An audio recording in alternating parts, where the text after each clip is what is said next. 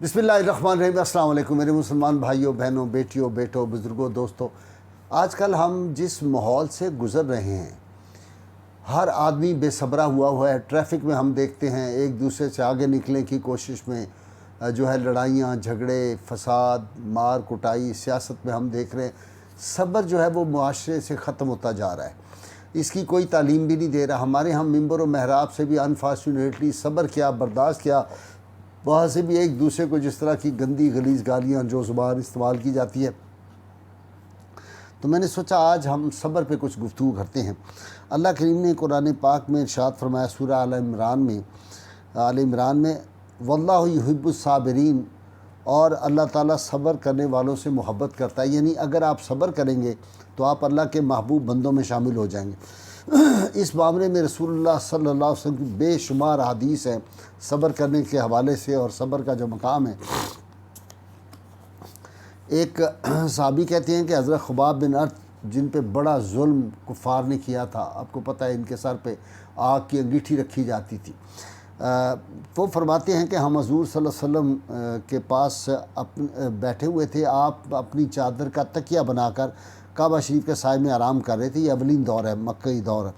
हम आपकी खिदमत में हाजिर हुए, शिकवा किया कि या रसूल अल्लाह, आप अल्लाह से हमारे लिए दुआ क्यों नहीं करते?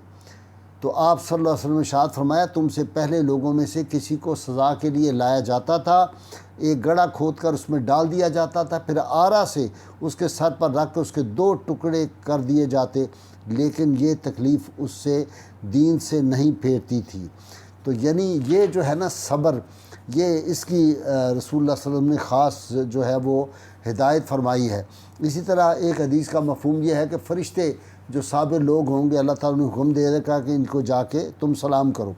फिर हज़रत अबू मूसा अशरी रावी हैं इस हदीस के, कहते हैं कि अल्लाह के महबूब सल्लल्लाहु अलैहि वसल्लम ने इरशाद फरमाया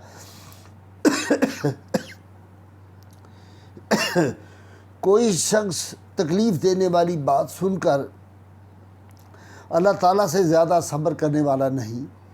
लोग उसके लिए बेटा बताते हैं और वो उन्हें माफ़ कर देता है और उन्हें रिस्क देता है। यानी अल्लाह ताला जो है उसके साथ शिरक, मुशरिकों को भी वो रिस्क देता है, जो उसको नहीं मानते उसको भी रिस्क देता है। अब देखिए कि सब्र के बारे में सैयदना अली मुर्तज़ा शेर खुदा इरशाद फरमाते हैं कि ईमान और सब्र का ताल्लुक़ इस तरह है जैसे जिस्म और सर का ताल्लुक़ होता है, और जिसका सर ना हो उसका बदन नहीं होता, और जिसे सब्र हासिल ना हो उसका ईमान नहीं होता। इसी तरह हज़रत अब्दुल्लाह बिन मसूद फ़कीह उम्मत रज़ी अल्लाह ताला अन्हु फरमाते हैं सब्र निस्फ़ ईमान है। हज़रत फ़ुज़ैल बिन अय्याज़ औलिया के सरदार हैं, फरमाते हैं कि अल्लाह ताला की तकदीर पर राज़ी रहना सब्र है।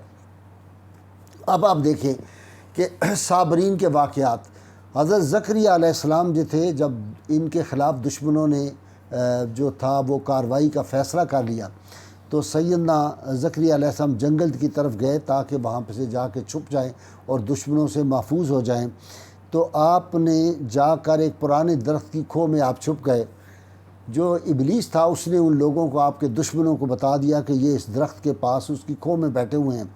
उन्होंने ऊपर से आरी रख के दरख्त को चीरना शुरू कर दिया और सैयदना ज़करिया अलैहिस्सलाम जो थे उनके जिस्म अक़दस को भी चीर कर 2 टुकड़े कर दिया, लेकिन उन्होंने आह तक नहीं की। ये लोग थे साबिर। इसी तरह हज़रत अबू हुरैरा ने एक वाक़या बयान फरमाया, कहते हैं कि रसूलुल्लाह सल्लल्लाहु अलैहि वसल्लम की आदत मुबारक थी कि नमाज के बाद हमारे साथ मस्जिद में बैठ जाते थे। एक दिन कहते हैं कि हस्बे मामूल रसूलुल्लाह सल्लल्लाहु अलैहि वसल्लम मस्जिद से निकले तो एक बद्दू आया और उसने आपकी चादर को ज़ोर से पकड़ के खींचा और गले में आपके निशान, गर्दन पे सुर्ख हो गई, निशान पड़ गए। तो आपने मुड़ कर देखा तो उससे पूछा भी क्या बात है? कहने लगा ये मैं 2 ऊँट लाया हूँ, इन पे गल्ला मुझे लाद दो। ये जो माल बाहर से आया हुआ है, माल गनीमत था या बाहर से लोगों ने भेजा था, जो टैक्स कलेक्शन का माल था, ये नाउज़ुबिल्लाह बड़ी सख्त बात कह दी, ना आपका है ना आपके बाप का है, मुझे ये दीजिए। तो आपने फरमाया कि पहले मेरी गर्दन तो छोड़ो, मुस्करा के फरमाया। और जब उसने गर्दन छोड़ दी तो आपने कहा इसको जौ और खजूरें जो है ऊँटों पे लाद दो, और आपने सब्र किया और उसको कुछ नहीं कहा। एक वाक़या इस तरह का है कि वो आदमी जो था वो चला गया। जब सहाबा उसको उस दिन मारने लगे तो आपने फरमाया नहीं इसको कुछ नहीं कहना। दूसरे दिन जब आया तो आपने फरमाया आज तुम खुश हो? उसने कहा बड़ा खुश हूँ। تو آپ نے کہا اب اپنے دوستوں کو جا کے بتاؤ جو کل تمہاری وجہ سے آزردہ تھے کہ تم بڑے خوش ہو اور کل کی جو تم سے غلطی ہوئی تھی۔ اب آپ دیکھیں کہ اسی طرح رسول اللہ صلی اللہ علیہ وسلم پہ بڑے بڑے سخت ایام آئے ہیں، لیکن آپ نے کس طرح جو ہے وہ صبر کیا۔ اب اس پہ دیکھیے حضرت ابو طلحہ رضی اللہ تعالیٰ عنہ بڑے سخی صحابی تھے۔ ان کے بارے میں حضرت انس بیان کرتے ہیں کہ ان کا ایک بیٹا تھا، وہ فوت ہو گیا، تو ان کی زوجہ ام سلیم جو تھی، انہوں نے گھر والوں سے کہا کہ ابو طلحہ شام کو تھکا ہوا آئے گا، اس کو کسی نے بتانا نہیں۔ وہ شام کو آئے، انہوں نے نہائے دھوئے، ان کے سامنے ان کی بیگم نے کھانا رکھا۔ جب انہوں نے کھانا کھا لیا تو بیگم نے کہا میں نے آپ سے ایک سوال پوچھنا ہے، یہ بتائیے اگر کسی لوگ کسی آدمی سے کوئی چیز ادھار لیں اور اس سے فائدہ بھی اٹھاتے رہیں، تو جس نے ادھار دیا تھا وہ ان سے اس چیز کی واپسی کا مطالبہ کرے، تو اس آدمی کو چاہیے نہیں وہ خوشی واپس کرے یا وہ انکار کر دے؟ تو انہوں نے فرمایا نہیں، اس کو واپس کرنا چاہیے۔ تو انہوں نے پھر ان کی اہلیہ نے کہا کہ پھر آپ کا بیٹا جو ہے فوت ہو گیا، اللہ نے دیا تھا، اللہ نے خود واپس لے لیا۔ اور اس بات کو سن کر ابو طلحہ بھی کوئی روئے دھوئے نہیں، ان کی بیگم نے بھی صبر کیا۔ صبح حضرت ابو طلحہ بارگاہ نبی صلی اللہ علیہ وسلم میں حاضر ہوئے اور یہ سارا رات کا واقعہ بیان کیا۔ تو نبی کریم صلی اللہ علیہ وسلم نے دعا فرمائی ان دونوں کے لیے کہ اللہ تعالیٰ ان کے لیے اس رات کو اور آنے والی زندگی کو مبارک فرما دے۔ تو رسول اللہ صلی اللہ علیہ وسلم نے ان کو دعا دی۔